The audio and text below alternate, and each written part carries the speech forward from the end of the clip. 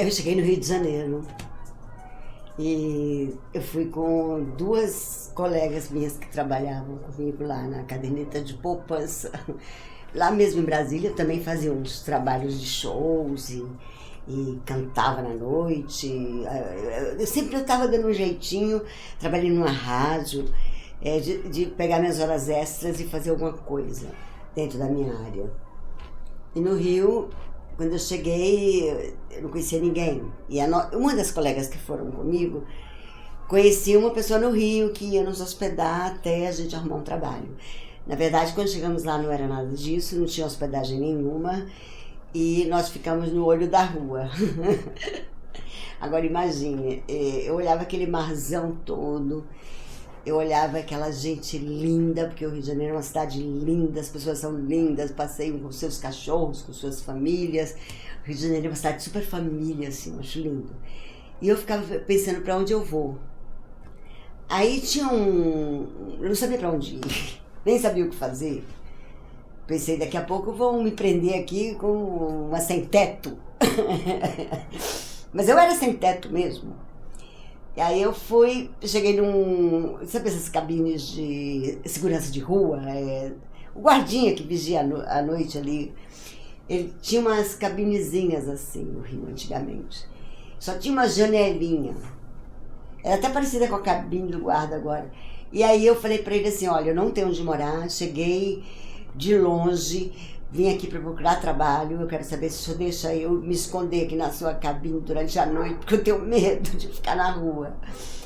E o senhorzinho lá, morrendo de pena de mim, foi lá, do outro lado da rua, comprou um sanduíche com um café com leite, que eles chamam de média, e foi a minha comida depois de tantos dias, e eu fiquei de cócoras na cabine com a minha malinha assim, escondida, até o dia amanhecer. Cochilava, acordava. E aí o homem do bar também resolveu ajudar, o bar fechou, ele mandou eu ir lá para tomar um banho e tal. E aí ele me deu um café da manhã, esse senhor, Deus o tem, não sei onde está. E falou, olha, se você não tiver onde dormir nos próximos dias, pode vir dormir na minha cabine. Ninguém vai fazer nada com você. Agora me diga, o que você vai fazer aqui? Eu falei, eu sou artista, eu quero fazer televisão, teatro, então eu já fiz muito sucesso na minha terra, no Ceará, mas eu preciso de mais. Vim pra cá, eu sei que foi uma loucura, vim sem orientação de ninguém, sem ter onde ficar, mas eu sou assim, eu sou do mundo. Aí ele falou, tome cuidado, porque essa cidade não é brincadeira. E realmente, aí fui conhecendo pessoas e perguntando, disseram que tinha uma escola de teatro, eu não tinha dinheiro para me matricular, né? E que tinha várias escolas, tinha até um curso famoso, que era o tablado e tal. Eu fiquei enlouquecida para fazer tudo isso. Mas aí eu conheci, por coincidência, uma amiga que apresentou, a outra, eu conheci a Joana, que hoje é cantora famosíssima, maravilhosa, mas na época era uma menina também, começando a carreira, que me apresentou a Fafi Siqueira, que hoje também é uma estrela, e naquela época ela cantava, fazia show já, tudo.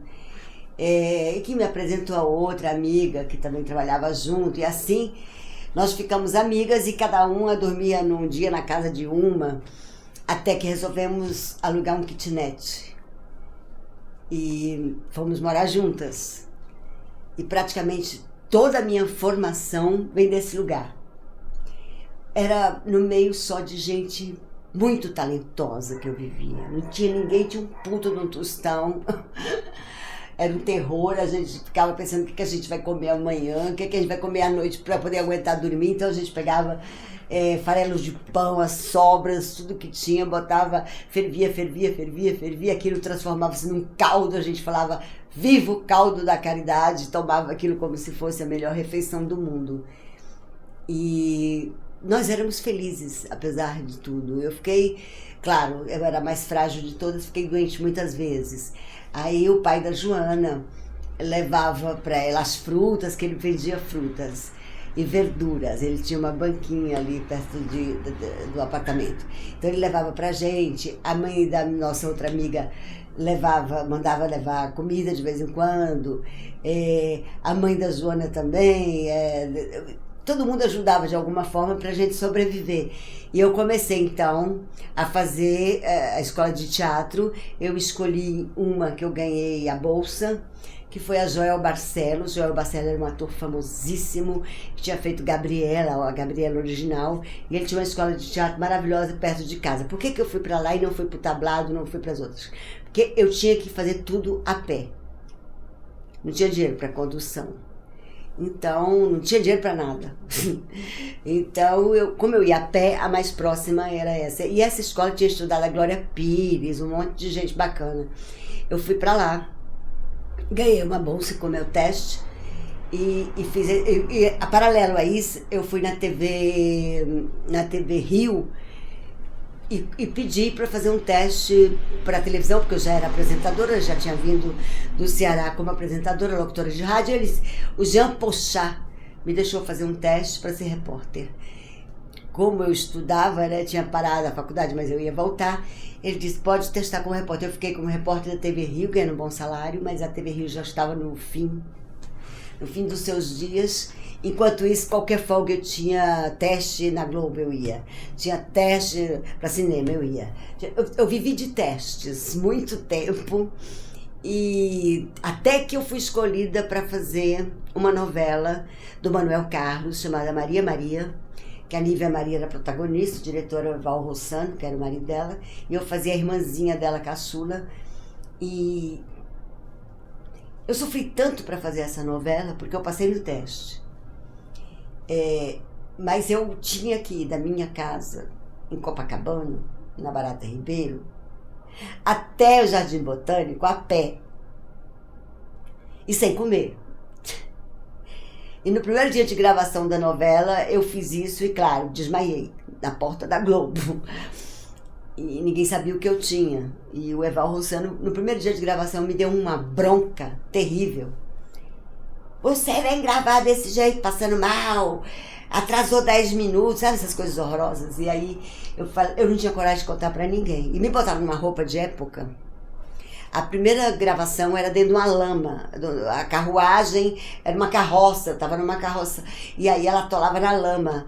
E eu tinha que desatolar sozinha a carroça. Imagina com essa força toda que eu estava. Na hora da gravação eu fiquei atolada, a carroça, minha bota, tudo. Eu fiquei até aqui de lama. E foi muito divertido hoje. É muito divertido hoje lembrar, mas na época foi terrível. Terrível. Eu sofri muito. A lama endureceu. Da minha saia, pesava 100 quilos a saia, eu magrinha, pequenininha. Mas enfim, fiz o teste, passei. Depois eu fiz outro teste pra Globo. Aí depois, são tantos testes que eu vou pular tudo, porque senão fica muito longa a história. Eu só fazia teste. Teste pra teatro, pra cinema, pra novela, pra tudo. Eu fazia teste pra tudo. E geralmente, não sei se foi sorte, mas eu passava em todos. Apenas eu não era chamada para todos. Tinha um inconveniente do sotaque, que foi um problema muito grande. Eu passei muitos meses tentando fechar o ar, não falar boa tarde, porque senão eles falavam, tá despedida. Né? Eu não podia chegar em lugar nenhum e falar com esse sotaque que eu tinha, que era muito forte e era muito lindo também, mas o universo é outro, então as pessoas não aceitam muito. Foi muito difícil. Eu ia falar com as pessoas, eu me policiava inteira, porque eu perdi o emprego assim que eu dissesse eu sou do Ceará, pronto, tchau. Então foi difícil esse período, tudo foi difícil. Só que a minha casa, o meu apartamento, nosso apartamento, virou um centro cultural. Tinha gente, artista de noite, compondo, fazendo música, todas as músicas da Joana, da Fafi, da Sarah Benchman, da Solange Book, todo mundo compunha o dia inteiro. Então tinha Sandra de Sá, aí chegava Emílio Santiago, aí saía, era uma multidão de gente. E nós tínhamos um amigo em comum com o Ziembinski, que era foi o nosso maior mestre do teatro. Ele já tinha muita idade, já estava assim bem velhinho, e ele ia lá para casa. E a gente não sabia o que servir para ele, porque não tinha comida. A gente fazia um ovo, fritava um ovo e colocava um tapetinho no chão assim, botava um pano de prato e ele comia no chão. Ai, que vexame. Um ovo com pão, o Ziembinski. Acabamos ficando muito amigos. Ele pintou meu rosto várias vezes, que ele também era pintor. O quê? Ziembinski, para quem não sabe, é um dos pioneiros assim do teatro no Rio de Janeiro. Ele veio da Polônia, era ator da Globo, diretor, era um senhor que falava assim, todo mundo do teatro sabe quem é, todo mundo da Globo sabe quem é, mas o grande público de hoje não sabe. Era o nosso maior mestre nessa época, né? E esse cara era muito idolatrado, muito querido, é até hoje. E aí eu tive a honra de ser amiga do cara. Só que eu nunca pedi para fazer teste para entrar numa novela, porque eu tenho vergonha. Talvez por isso minha carreira tenha sido tão irregular, porque eu tinha as pessoas perto de mim, mas eu morria de vergonha de pedir, tenho até hoje. Aí eu não queria pedir pra ele estava fazendo um teste para uma minissérie e eu não queria pedir, todo mundo pede porque ele vem aqui todo dia, come ovo com você, poxa, o que custa? E eu, não vou pedir, não vou. Aí resolvemos bolar um teste para que chamasse a atenção da Globo inteira. Então, uma amiga minha que estava grávida, Emily Pirmet-Cobeco, que é uma atriz maravilhosa e hoje em dia ela é cenógrafa de cinema, de teatro, artista plástica, estudou fora do Brasil, fala vários idiomas, é uma mulher maravilhosa. E ela falou assim, ela estava grávida e falou assim, olha, vamos fazer o seguinte, a gente envolve todas as pessoas no seu teste sem eles saberem. Aí bolamos um negócio na madrugada, no dia seguinte eu cheguei lá, e ele, você veio fazer, quando ele me viu, ele ficou surpreso, falou, você veio fazer o teste? Eu falei, vim. Aí ele disse, tá, então pegue o texto que eu vou fazer, porque era na Lopes Quintas, numa salinha de produção pequenininha, e ele fazia réplica pra mim, era uma coisa assim, muito simples. E aí eu falei, tá bom, só que eu esqueci o texto, meu Deus, onde tá o texto? Começou a cena. E ele não sabia. Aí minha amiga aparece grávida na porta e diz assim, escuta, você deixou teu filho na escola e não foi buscar pra poder vir fazer teste na Globo? Você não tem vergonha não? Seu filho sumiu. E aí envolveu todas as pessoas. Como o filho sumiu? Foi raptado? Roubaram a criança? Eu falei, mas eu não tenho filho. Aí começou um bate-boca. Ela falando que eu tinha filho, eu dizendo que não tinha filho, ele dizendo, você é louca porque você não me contou isso. E pro cara da produção que tava lá, já ligando pra polícia pra saber, pra escola, onde é a escola, me dá o número que eu vou ligar lá pra saber se seu filho tá bem. E virou um rolo. E quando eu vi que o rolo tava muito grande, a confusão tava feita, eu disse, bem, isso era o teste. O Ziembinski falou assim pra mim, como você me envolveu no seu teste. Eu falei, claro, você é amigo, e eu fiquei com medo de pedir, aí fiz uma coisa diferente, que assim ninguém esquece. Ele, sou a filha da puta, você está contratada? Ai, meu Deus, quase morri de felicidade. Mas era para fazer uma série curtinha, era um projeto que ele tinha, depois virou Caso Verdade, mas era uma série das 10 horas da noite, com Teresa Raquel e tal. Eu fiz, mas não fiquei, eu não tinha cacife, conhecimento, a quem pedir, a quem implorar, para dar continuidade ao meu trabalho. Então eu fazia um trabalho, parava, daqui a pouco aparecia outro teste, eu fazia outro, e eu mudo muito de cara, né? Eu não sou a mesma pessoa todos os dias. Nessa época, então, um dia eu estava loira, um dia porque ia fazer a novela de Maria ficou morena, daqui a pouco fica... Enfim... Fiz teste para Gaiola das Loucas, fiz teste para tudo quanto é espetáculo. Eu passei num teste, o Doce Pássaro da Juventude do Ziembinski com a Tânia Carreiro, e comecei a conhecer muitas celebridades ao mesmo tempo. E um belo dia, eu costumo dizer que tem algum anjinho que vem e me avisa das coisas. Porque... um dia o telefone tocou lá da agência, que eu me inscrevi numa agência bacana e tal, e eu não tinha telefone. Então ela ia deixar, a moça da agência, quando eu tinha teste, ela deixava o recado debaixo da porta do apartamento, porque eu não tinha telefone. Ela saía de lá da agência e ia levar lá debaixo da porta, para eu poder ir no orelhão responder o recado. Mas todo mundo sabia da minha situação e também era normal os artistas começarem assim, ainda é normal até hoje.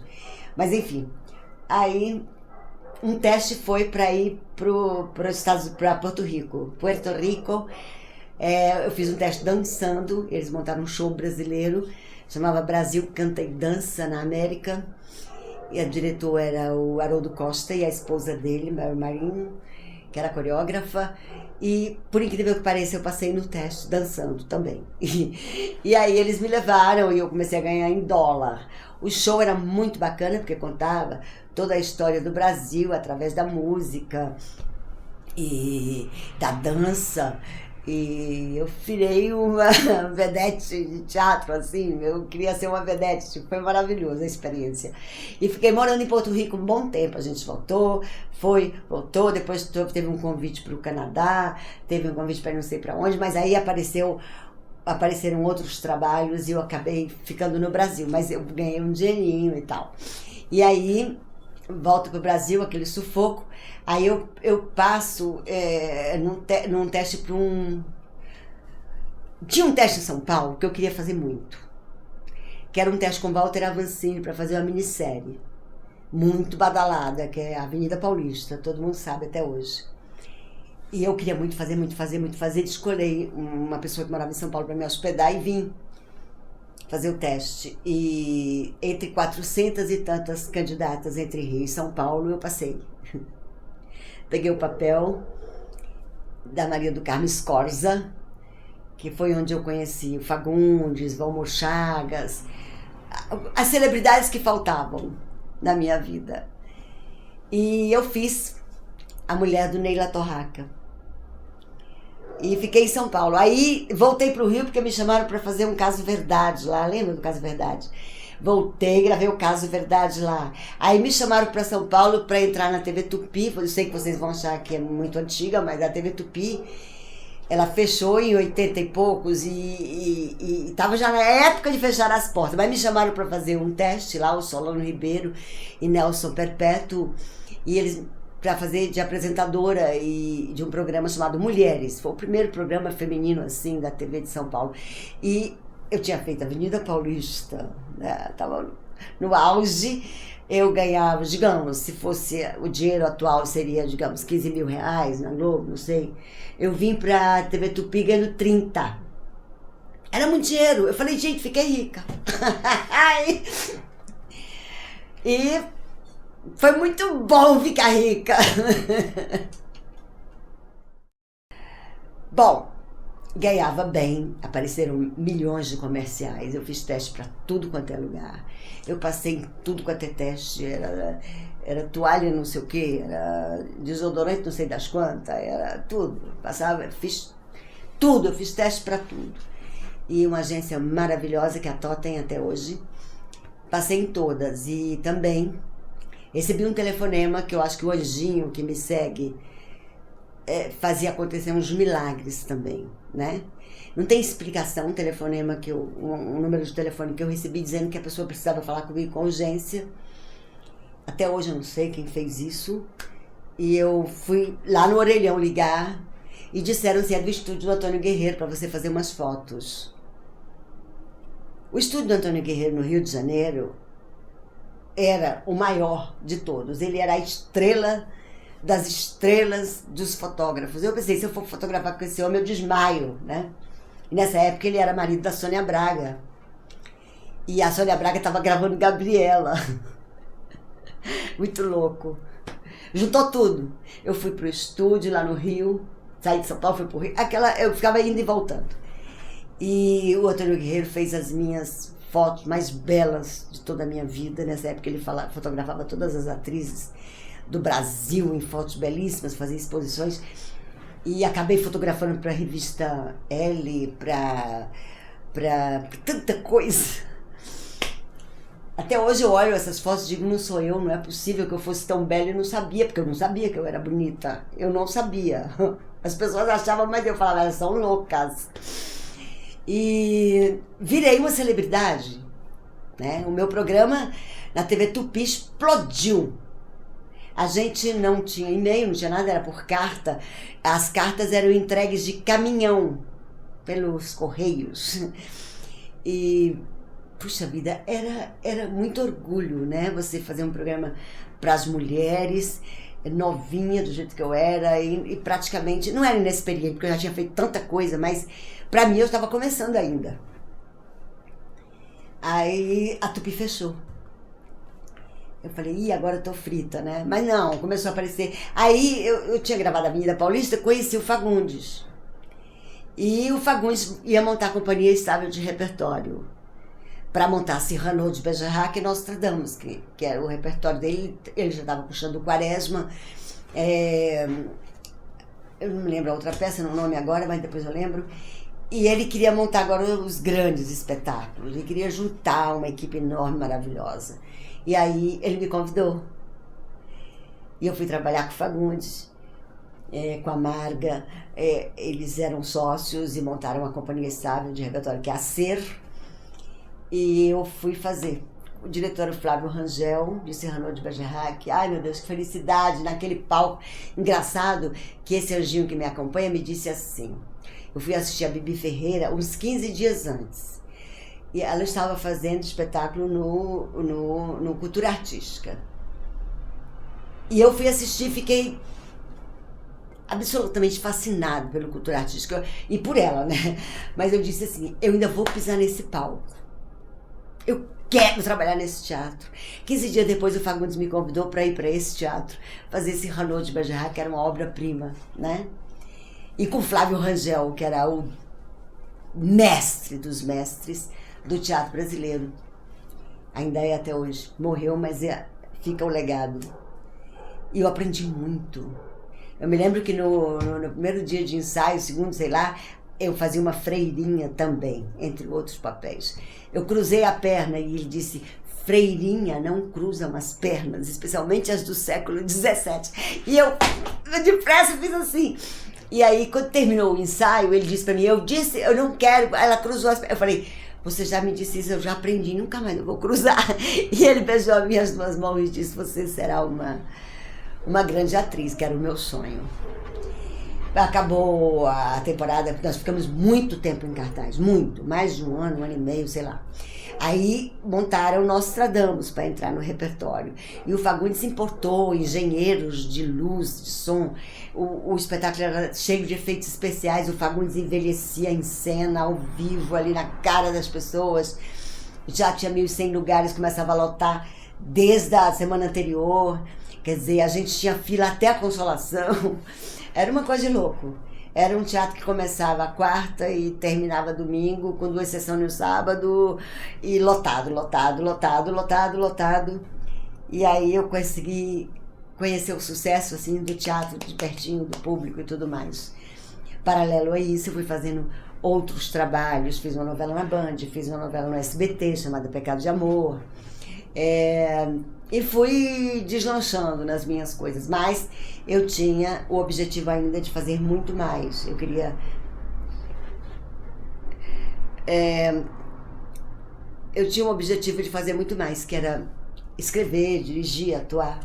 E aí, quando eu saí do Fagundes acabou com a SER, depois de muitos anos, eu decidi fazer a Companhia Maria Bonita de Teatro, que eu ia montar as coisas que eu escrevia, olha que ousada. Aí um dia me ligam do TBC, também não sei quem indicou até hoje, e a pessoa disse assim, você tem um infantil para mim? Eu falei, não, mas eu terei. Em quanto tempo? Para começar a ensaiar semana que vem. Eu falei, terei. Aí antes eu tinha estado na casa do Wolf Maia, passando uns dias, uma temporada de entre safra, assim, e o Wolf nos convidou para ir para a casa dele em Teresópolis, não. Esqueci o nome do lugar, bem pertinho ali. Pois eu lembro. Aí eu fui para casa do Wolf, ele estava gravando uma série maravilhosa da Globo lá.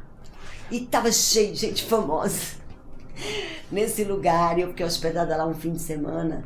E pela euforia de estar naquele ambiente com aquelas pessoas maravilhosas, só talento para todo lado, gente famosíssima, Eu olhei, ele tinha um lago lá embaixo e uma cachoeira. E o cachorro dele, aquele orelhudo assim, tava lá, cheio de pulga. Eu falei, não, eu vou dar banho em você, vamos com a tia pro lago. Eu levei o cachorro dele pro lago. E aí comecei a dar banho no cachorro e pensar, meu Deus do céu, que coisa linda esse lugar. Já pensou se nós perdêssemos tudo isso quando estourar a bomba atômica, acabar tudo, como é que vai ser?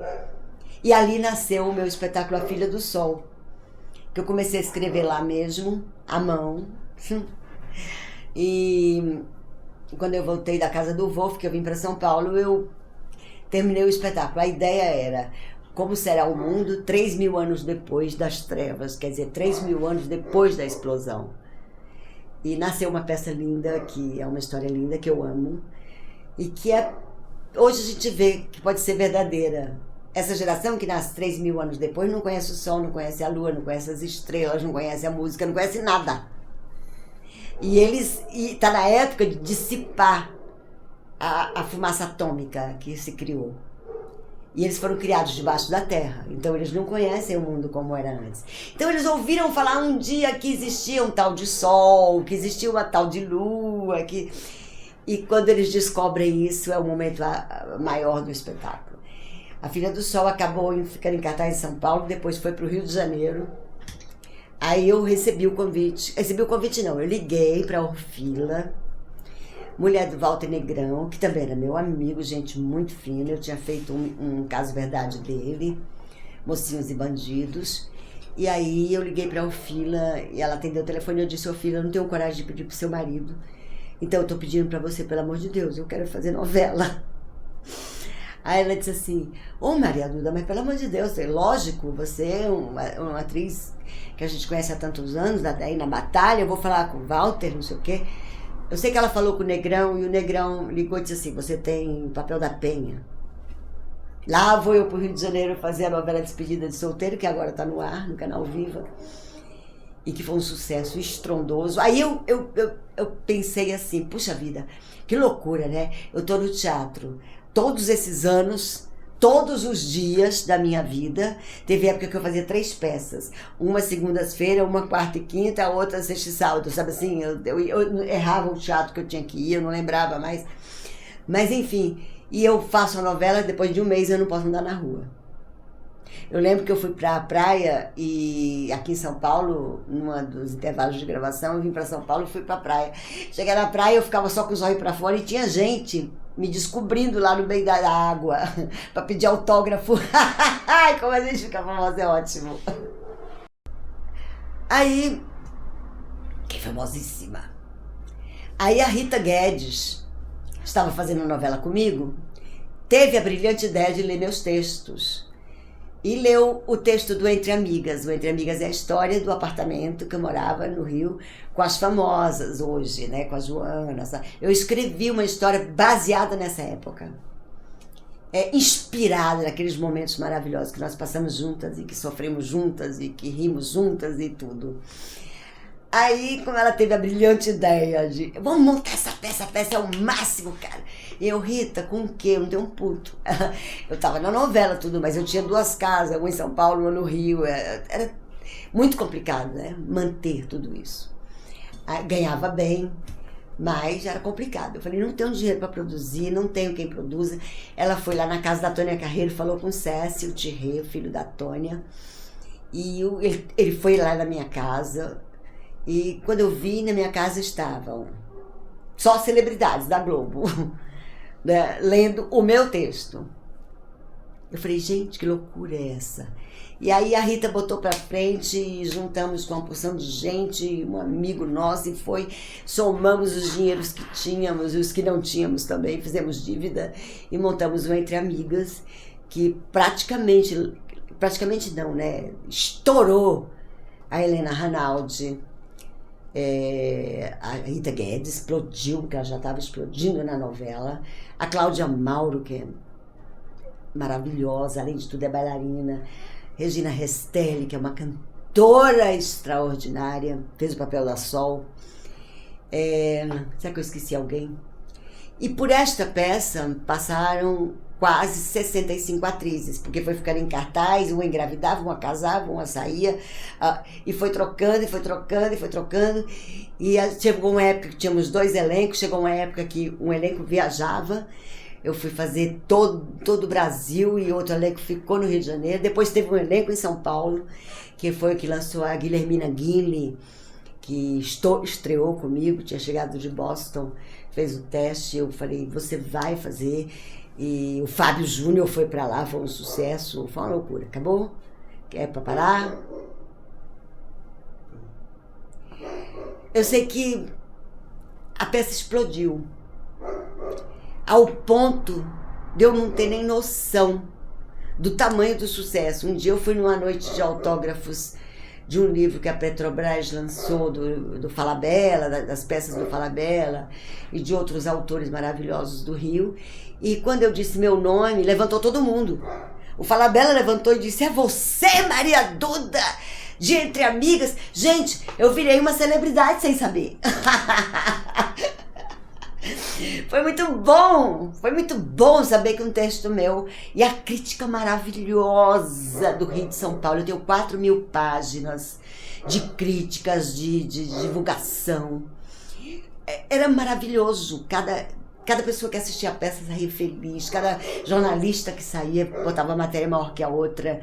Eu tive na minha plateia Chico Anísio, Sininha de Paula, Lúcia Veríssimo, só pessoas importantes assim, estavam no auge da carreira, além das próprias celebridades que inspiraram a peça, né? A Fafi, que fez a música da peça, que é muito legal. Eu vivo procurando assim, que um dia o mundo inteiro vai chamar por mim. Contratos na TV com muita sensação. Eu vou fazer um filme com Alain Delon. Isso e muito mais, eu quero ser cartaz, badalando por aí. Um dia talvez, quem sabe, serei assunto em todos os jornais. Mercedes na porta, dinheiro, eu vou ser a tal. E a música tinha tudo a ver com a peça, né? Eu só sei que hoje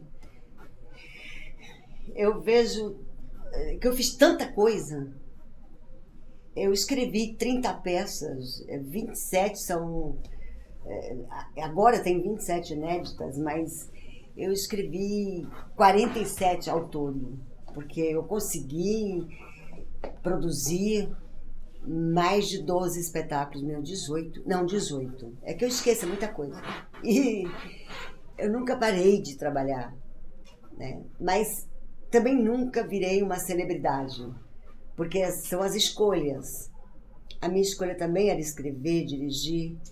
Eu realizei tudo, não tem nenhum projeto meu que tenha ficado no papel. Aliás, tem um que eu coloquei agora no meu site, mariadudacene.com, pela Wix, que eu estou captando recursos, porque quando eu não aguentava mais ficar endividada, vender carro, vender apartamento para pagar dívida com o teatro, porque eu ganhava dinheiro numa peça e perdia na outra, e assim todo mundo faz. Eu não conseguia pagar as contas. Eu tomei a decisão de fazer uma peça só para mim, agora que eu tô mais velha e que eu escrevi o Louca de Pedra Doida Varrida em homenagem àquela história toda da minha mãe me chamar de louca, e graças a Deus virou um sucesso, Louca de Pedra. Eu consegui fazer para 4 pessoas e para 400, entendeu? Eu fiz para 10 pessoas, 12 em lugares, em teatros pequenininhos, e fiz em lugares grandes, como no Teatro Eva Vilma, em Mongaguá, tudo lotado. Quer dizer, teve dias péssimos, que tinham 6 pessoas na plateia e eu fazia com a mesma paixão. E essas pessoas diziam para mim, como você conseguiu fazer um espetáculo desse para nós 6? Eu diria, não, eu vim aqui para fazer, não importa se tem só um. Isso eu aprendi com o Fagundes, que é um cara que ama teatro, né? E a paixão dele, pode ter o público que ele faz. Eu sei que depois que eu vejo que eu fiz tudo isso, que eu consegui montar todos os meus espetáculos, quase todos, que hoje eu crio conteúdo para TV, que eu dirijo, acabei de dirigir As Filhas da Mãe, um espetáculo famosíssimo que está aí há 32 anos em cartaz e que era dirigido pelo Apolônio, a direção passou para mim agora. Consegui atuar, consegui ser dirigida por Antônia Bujanra, por Avancini, por grandes mestres, Atílio Ricó. Fiz o Trair Confesso ao começar, que foi um sucesso estrondoso também. Eu fiquei 6 anos no Trair, eu entrei para fazer uma substituição, acabei fazendo tudo quanto é papel que tinha lá. Eu fiz infantil, fiz adulto, fiz espetáculo meia-noite. Eu faço. Acontece que atualmente a minha condição física é menor. Eu não tenho mais condições de fazer 30 peças de uma vez. A Maldição da Santa atacou novamente. E eu tive na UTI já 2 vezes no ano passado e tô com muito medo porque essa doença ela é uma dor intermitente em todo, uma dor não, são milhares de dores em todos os lugares ao mesmo tempo e não passa nunca com remédio nenhum e ela vai atacando outros órgãos. Então, quando eu escrevi o Louca de Pedra, eu pensei, eu vou fazer um espetáculo sozinha, só pra mim, pra me despedir, porque não vou ter mais condições de atuar daqui a uns anos, vou estar com a mãozinha tortinha, a perninha, não ligo, não tenho nenhuma vaidade. Eu posso ser uma atriz toda tortinha, eu poder atuar, tudo bem, o problema é que tem horas que eu não estou aguentando as dores. Mas tem o período da melhora e tal, e eu trabalho, continuo trabalhando muito, não fiquei rica, não fiquei uma celebridade, não fiquei famosésima, mas eu posso dizer para vocês que eu sou a pessoa mais feliz do mundo. Com as dores, eu casei depois de velha, já tinha 45 anos, achei meu marido pela internet, ficamos amigos durante muito tempo, muito antes de nos conhecermos. Não é assim, não foi uma coisa irresponsável. Nós somos 2 senhores juntos, 2 velhinhos, um cuida do outro. E o casamento foi o ápice, assim, foi porque eu pensei, nunca vou casar, porque qual é o marido que vai suportar uma mulher que um dia está em Campinas, no outro dia em Pindamonhangaba, no outro dia lá em Manaus, né, trabalhando.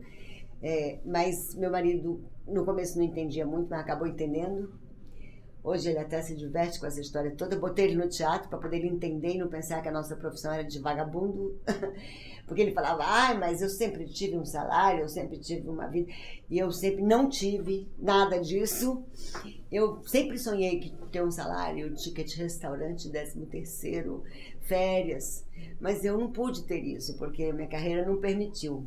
Mas você quer saber de uma coisa? Ganhei troféu de melhor atriz, ganhei de celebridade, ganhei de milhões de prêmios.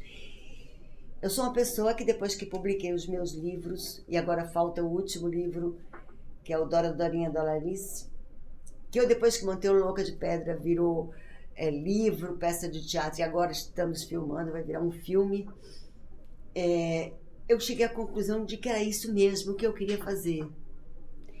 E se eu quisesse repetir, tivesse que repetir tudo de novo, eu faria tudo outra vez, do mesmo jeito, passando fome, passando apuro, dormindo na rua, as pessoas falando mal da gente, falam mal de mim até hoje, falam coisas horrorosas, coisas que eu nem sequer sei de onde surgiram, acho que é porque eles querem me transformar numa celebridade, então começam a inventar coisas, mas faz parte do show. Você sabe que uma tristeza muito grande que eu tive foi um diretor, recentemente olhou para mim e disse assim, quem não conhece a sua vida? O tom que ele disse isso, olha Maria Duda, eu não vou botar você nessa peça porque você está doente, eu sei que você pode a qualquer momento ir para o hospital e eu não posso fazer isso. Eu falei, tá bom, eu compreendo. Depois de 2 UTIs e ficar em estado gravíssimo, eu entendo que um diretor não queira me contratar. E, aliás, eu espalhei isso para o mundo, ao contrário de outras atrizes que ficaram doentes, nunca contaram a ninguém com medo de perder os empregos. Eu sou uma louca. Eu falo para as pessoas as coisas. E aí, ele não me contratou por uma peça que eu já vinha fazendo há muito tempo, que eu amo de paixão e que eu não vou falar agora porque senão vocês vão saber quem é o diretor que fez isso comigo. Mas ele disse, olha, e não pense que... A gente sabe muito bem da sua vida. O tom era de uma certa ironia. E eu pensei, depois de velha, depois de suar tanto, sofrer tanto, dormir na rua, passar os apuros e as vergonhas e as humilhações que eu passei na vida, um cara desse vem dizer que todo mundo conhece a minha vida. Eu falei pra ele assim, eu fui tão ingênua que eu respondi assim, não será? Né? Será que alguém sabe realmente o que o outro passou? E se isso realmente não interessa a ninguém, você pode dizer, não, mas não vem fazer de coitadinha, de doentinha, não é isso. Eu não quero piedade de ninguém. Eu tô doente, mas eu vou ficar boa. Todo mundo diz que essa doença não tem cura, mas eu acredito que eu vou me curar. Porque eu tenho uma força, uma fé inabalável em Deus. E Deus está comigo.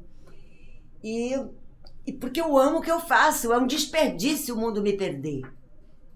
Sabe? É uma sacanagem eu morrer agora no auge da minha criatividade, porque quando a gente vai ficando mais velho, vai ficando mais criativo, vai percebendo melhor as coisas, vai conhecendo melhor as pessoas, vai descobrindo o que tem nas entrelinhas, nos entremundos, nas entre-histórias, aquelas frestinhas que ficam. A gente vai descobrindo isso só com a maturidade. Eu sou uma velha feliz. Ficar velho não me fez mal nenhum, a não ser a degradação física, mas também tô um pouco ligando, porque eu acho a Aline Havas linda, do jeito que ela é. Eu quero ser igual, não fiz plástica, não fiz nada.